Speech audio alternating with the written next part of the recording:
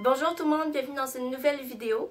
Comme vous vous en êtes rendu compte, je suis dans ma chambre pour ce vidéo-ci, simplement parce que cette semaine, pour une durée temporaire, ma grand-mère a emménagé à la maison, donc on lui a laissé le bureau pour avoir un petit coin pour elle, intime. Donc voilà, c'est tout simplement pour ça que je suis ici aujourd'hui, pour vous présenter le bilan du mois de février 2015. Alors pour moi, c'est vraiment un pas de plus vers le printemps. Je commence vraiment à avoir envie de voir de la boîte puis des petits oiseaux chanter le matin. Alors pour ce mois-ci, j'ai lu plus qu'au mois de janvier, donc je suis vraiment heureuse. Et aussi, vous allez revoir dans cette vidéo-là plusieurs lectures que je vous ai présentées durant le mois de février parce que certains ont été des coups de cœur et d'autres ont fait l'objet d'une vidéo là, uniquement sur eux. Donc vous allez revenir plusieurs lectures, mais il y en a quand même des nouvelles plus scolaires que je vous avais pas présentées et une personnelle aussi que vous n'avez pas vu encore. Donc voilà, on va commencer. En passant, avant de commencer, je voulais expliquer pourquoi ça fait aussi longtemps que j'ai pas publié une vidéo parce que ça fait quand même, j'ai quand même été absente une durée un peu plus longue que d'habitude et c'est simplement parce que j'étais dans ma semaine de relâche et que ma grand-mère était là, donc je passais du temps avec elle. Ma première lecture est donc une lecture scolaire que je n'ai malheureusement pas terminée. Il s'agit de Gargantua de François Rabelais que j'ai ici chez Pocket, c'est le texte intégral dans la collection classique. Donc, j'ai pas terminé tout simplement parce que j'avais un problème avec l'intrigue et des fois je comprenais pas trop qu'est-ce qui se passait. Donc, on est à la Renaissance, dans une période un peu plus baroque où François Rabelais s'amuse à inventer des nouveaux mots. Donc, la langue est très expressive, très imagée. Et ça, c'est, même si elle m'a un peu découragée à lire la suite du livre parce que je me suis rendue juste à la moitié, c'est quelque chose que j'ai en même temps beaucoup apprécié parce que il y avait des mots là, dans les phrases qui étaient tout simplement merveilleux à lire. À un moment donné, dans le texte, il y a une expression qui se dit dès ou lorsque le monde moina. C'est comme si dès qu'un moine devient moine, ça fait que le monde moina. Bref, j'ai adoré vraiment cette expression, puis il y en a plein comme ça. Il y a aussi plusieurs énumérations dans le texte, comme ici par exemple, c'est juste des mots qui défilent et c'est assez vertigineux. Ça, c'est une énumération. Et puis, ça dure comme 5 pages comme ça à lire les mots. Et puis, c'est vraiment très très essoufflant. Et l'autre passage qui ressemble un peu et que j'ai beaucoup aimé lire, j'ai aimé lire certains passages, mais j'ai pas aimé la globalité vraiment de l'histoire. Ça m'a pas vraiment accroché. Donc, le passage que j'ai aimé, c'est quand on décrit donc la nouvelle éducation de Gargantua, qui est un géant et qui s'était fait éduquer selon les principes d'éducation du Moyen Âge. Donc là, ce roman-là se passant à la Renaissance et la Renaissance dédaignant le Moyen Âge, et bien là, il se fait mettre sous l'aile d'un nouveau précepteur qui est un professeur avec les valeurs de la Renaissance. Et là, quand on lit toutes ces activités qu'il fait avec ce monsieur pendant une journée, c'est irréaliste et il y a tellement de choses que ça me fatigue. Et ça, j'ai admiré ça du texte. C'était vraiment toute une expérience. Donc, vraiment, j'ai aimé des petits passages de ce livre-là, mais il y a quelque chose qui fait que ça m'a pas donné envie de continuer. C'est vraiment plus l'incompréhension, puis l'intrigue en elle-même, c'est plusieurs choses disparates. Donc, ça m'a pas accroché plus que ça. Donc, c'est pour ça que j'ai pas fini. Je me suis au moins rendue jusqu'à moitié, mais voilà. Donc, peut-être qu'un jour, étant plus sage, je retournerai à cette lecture-là. Mais pour l'instant, je préfère passer à d'autres lectures. Le deuxième ouvrage que j'ai lu pour l'école, mais que je m'étais procuré pour moi-même, donc j'étais très heureuse de devoir obligatoirement le lire, c'est Les Lettres de Marie de France, traduit par Alexandre Michat, qui est un nom très connu dans le domaine des ouvrages du Moyen-Âge, dans l'analyse et dans la réécriture, tout ça, chez G.F. Flammarion, édition bilingue. Donc, il faut savoir que Marie de France, bien qu'elle s'appelle Marie de France, n'est pas française. En fait, elle habite... Ben, elle fait partie du royaume anglais qui, à ce moment-là, possède des terres dans la France actuelle. Donc, elle précise qu'elle est née en France, mais elle est anglaise. Bref. Et puis, j'ai beaucoup aimé ce recueil-là, parce qu'en fait, c'est un recueil de laits que Marie de France a écrit. Je vais nommer ça des contes, même si ça n'existe pas encore à ce moment-là, les contes, là. Mais ces laits-là, c'est comme... c'est vraiment la source des contes qu'on a lus, des contes d'amour, deux amants séparés qui cherchent à se retrouver. Donc c'est le même thème qui est abordé sous plusieurs histoires différentes. Donc oui, il y a de la variété, mais en même temps, si on est tanné de lire 7 contes de suite qui parlent d'amour, ben là on peut changer à autre chose parce que c'est vraiment tout le temps le même thème. Et contrairement aux contes à la Walt Disney, ça finit pas toujours bien. Donc ça, c'est quelque chose que j'ai aimé. J'ai aimé le vocabulaire dans lequel est écrit l'histoire. Il y a des obstacles qui n'existent plus pardon, dans les contes d'aujourd'hui, mais qui étaient vraiment des obstacles avant. C'était vraiment bien. Et j'ai rien d'autre à dire. Vraiment une bonne lecture. La troisième lecture scolaire que j'ai dû faire, c'est en fait celle d'une pièce de théâtre, Les Femmes savantes de Molière, édition de Georges Couton. Et je sais, vous pensez Georges Crouton, mais bon, c'est un peu facile à faire comme jeu de mots là. Hein? Mais c'est une pièce que j'étais curieuse de lire parce que on va traiter de l'opposition entre les partisans du corps, des sens, vraiment ceux qui sont proches de l'engin, de la machine qui est notre corps, les besoins matériaux dans la vie, l'opposition entre ça et celle de l'esprit, les gens qui aiment cultiver leur esprit, qui oublient vraiment leur image corporelle et qui ne veulent que s'élever spirituellement. Et puis, on voit cette lutte-là, elle s'incarne en fait entre les personnages d'une mère de famille qui, elle, est pour l'élévation spirituelle et du père de famille qui, lui, prône, mon Dieu, avoir un bon mari, gentil, un bon soldat, un bon gentilhomme. Et donc, c'est toute cette problématique-là qui est abordée, en plus de celle entre le pouvoir entre la femme et son mari. Donc, c'est qui doit gérer la maison, c'est qui doit être vraiment le maître à la maison.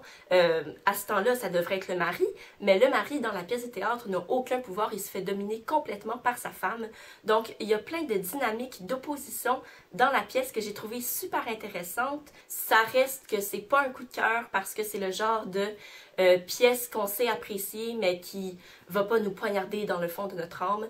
Mais j'ai beaucoup aimé ça, c'est une bonne pièce. On entre ensuite dans les lectures vraiment plus jeunesse, ben carrément jeunesse. Je sais pas qu'est-ce qui s'est passé, mais ce mois-ci, c'est ça principalement que j'ai lu. Donc on commence par un livre dont je vous ai parlé pendant tout le mois au moins 100 fois. Il s'agit de La girafe blanche de Lauren St. John. Pour ceux qui veulent plus d'informations, j'ai fait une vidéo coup de cœur uniquement sur ce livre-là. En bref, j'ai beaucoup aimé les termes abordés là-dedans, les thèmes. Donc, il y a le thème de l'amitié qui peut rejoindre un grand lectorat d'enfants. L'amitié, c'est quelque chose de fort. La présence d'animaux aussi.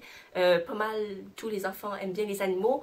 On se situe dans une réserve d'animaux d'Afrique en Afrique. Là, on suit le parcours d'une jeune fille qui s'appelle Juliette, qui a perdu ses deux parents dans un feu, donc c'est assez tragique, et qui s'en va donc habiter chez sa grand-mère qui habite en Afrique et qui a une réserve d'animaux. Il y a toute une intrigue autour de ça qui va se passer entre un animal, soit la girafe, et Juliette. Donc Juliette va avoir une mission, on va apprendre des choses sur son passé, le passé de ses parents, et ce que j'ai particulièrement apprécié là-dedans, c'est le côté informatif, un peu documentaire du roman parce qu'on se situe en Afrique, dans un pays que pas tout le monde a nécessairement visité, qui est un peu loin de chez moi en tout cas.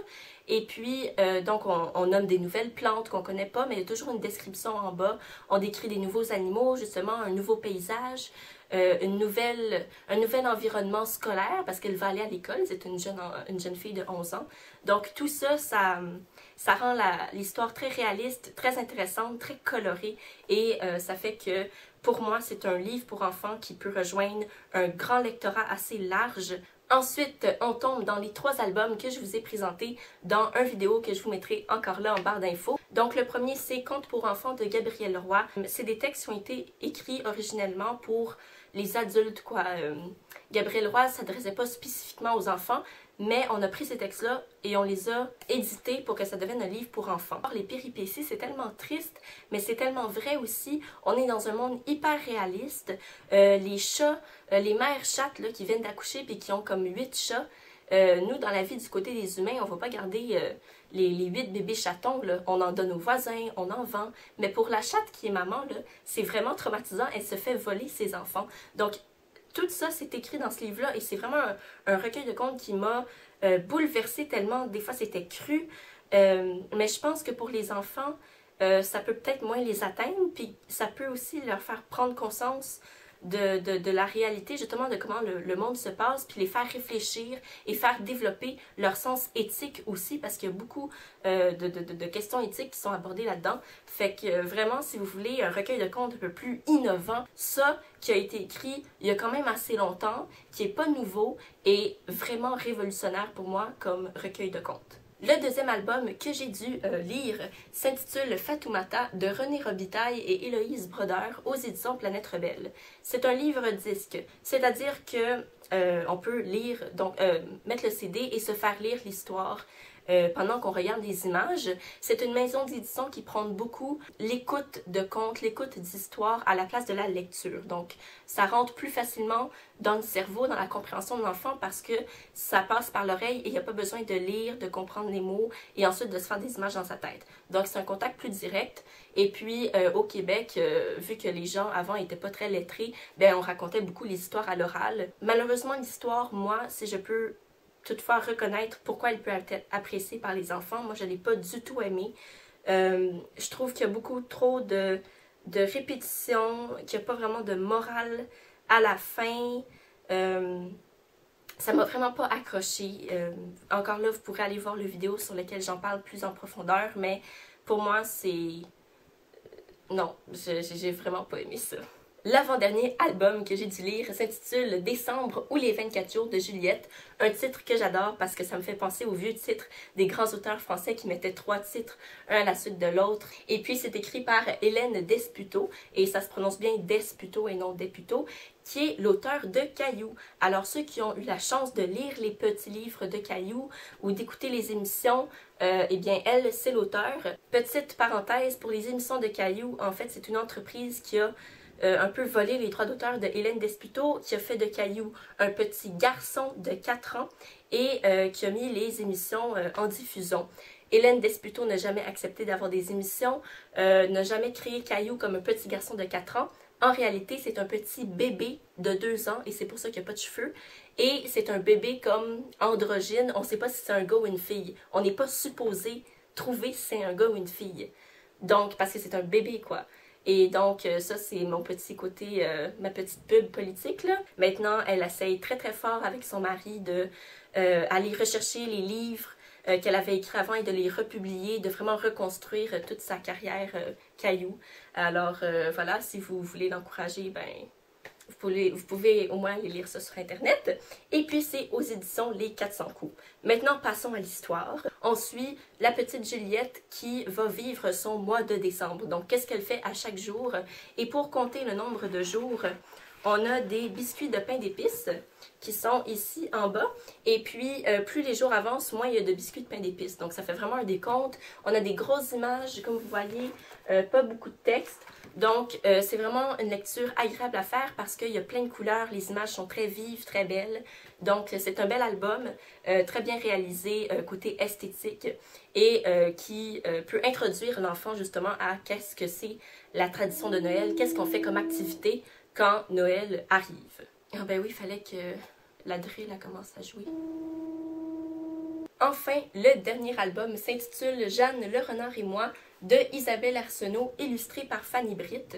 C'est certainement l'album que j'ai dû lire que j'ai le plus aimé, en fait, qui m'a le plus touchée, qui est plus venu me chercher. Ça traite d'une jeune fille qui n'a pas beaucoup d'amis, qui est à l'école et qui va devoir aller en camp de vacances avec sa classe et donc qui va être vraiment stressée par ça parce qu'elle n'arrête pas de se faire intimider. Et ce que j'ai aimé, c'est que cette jeune fille-là, elle a un point de vue sur sa mère qui est tellement adulte, qui est tellement mature parce qu'elle est consciente que sa mère, elle travaille fort pour elle, que quand elle revient du travail, elle doit faire à souper, faire le lavage. Et les images là-dedans sont tellement belles, c'est tellement original. C'est en noir et blanc. Notre première pensée, c'est pas attirant, le noir et blanc, c'est déprimant, c'est tout. Mais non, la touche du crayon est tellement riche. Donc voilà l'image en noir et blanc. Il y a un autre genre d'image aussi. Là, la jeune fille va se dire « Je me sens comme une saucisse dans ce maillot de bain. » Et voici ce qu'on montre. C'est trop beau! C'est vraiment drôle, ça fait beaucoup entrer l'humour dans le texte. Il y a d'autres genres d'images encore là où c'est complètement disparate. Et puis, il va y avoir certaines images avec des couleurs. Alors, on en vient, hein, parce que le renard est bien le seul personnage en couleur ici. Mais c'est pas la partie la plus importante, le renard. C'est vraiment la jeune femme qui est ici sur la BD. Donc, notre personnage principal, le protagoniste principal, c'est la jeune Juliette ici. Et cette madame-là, qui est-ce? C'est un personnage de roman. Alors, Juliette, non, elle s'appelle pas Juliette, Hélène est en train de lire Jane Eyre et elle va beaucoup se baser sur les expériences de vie de Jane Eyre pour évaluer sa propre vie. Donc on fait entrer une notion culturelle. Je trouve que ça ajoute vraiment de la richesse au texte et j'ai tellement aimé ça, cette présence-là. Et puis c'est dans les passages où on parle de Jane Eyre qu'il va y avoir de la couleur. Et la couleur la plus présente, la seule couleur qu'il va y avoir, c'est le rouge orangé qui représente aussi le renard. Somme toute, j'ai adoré cet album-là. Le dernier recueil que j'ai lu pour moi, pour mon plaisir personnel, avant de me coucher, c'est Les Grands Contes d'Anderson, illustrés par Anastasia Archipova. Et puis, ou Archipova, là, je ne sais pas comment on prononce le W. En fait, j'avais commencé à lire ce recueil-là, comme vous savez, il y a très très longtemps, donc fin 2014, mais le dernier conte, il me restait un conte à lire, je ne l'ai pas lu avant cette semaine. La semaine passée, je veux dire. Donc, bref, ça a retardé un peu la fin de la lecture du recueil. J'ai vraiment été étonnée parce que je m'attendais à connaître tous les contes présentés dans le recueil. Et puis non, j'ai découvert 2 contes que j'avais jamais lus ailleurs, là. Et puis, c'est aux éditions Albin Michel Jeunesse, en passant. Il s'agit de La Reine des Neiges. Donc, il y avait le conte La Reine des Neiges qui est vraiment très long et qui ressemble pas pantoute à La Reine des Neiges de Walt Disney. Et le conte Le Petit Sapin, qui est le principe du sapin qui est dans la forêt, qui voit tous ses aînés se faire couper et disparaître de la forêt. Il y a des contes comme ça qui sont très tristes, comme La Petite Sirène aussi. Les images sont colorées mais douces à l'intérieur. Beaucoup aimé. Alors voilà, c'est terminé, je vous ai tout présenté. Je réalise maintenant que la plupart des contes des albums pour enfants que j'ai lus, je les ai beaucoup appréciés. Donc c'est une réussite ce mois-ci, ces lectures-là. Si vous voulez justement aller voir les vidéos dont je vous ai parlé, qui parlent plus en profondeur de certains albums, certains contes, je vous les mets évidemment en barre d'informations. Et puis d'ici la prochaine vidéo, je vous souhaite de passer une super belle journée, de très belles lectures. Bye bye! Et ensuite, il a fait exprès, il a commencé dès que j'ai recommencé à parler.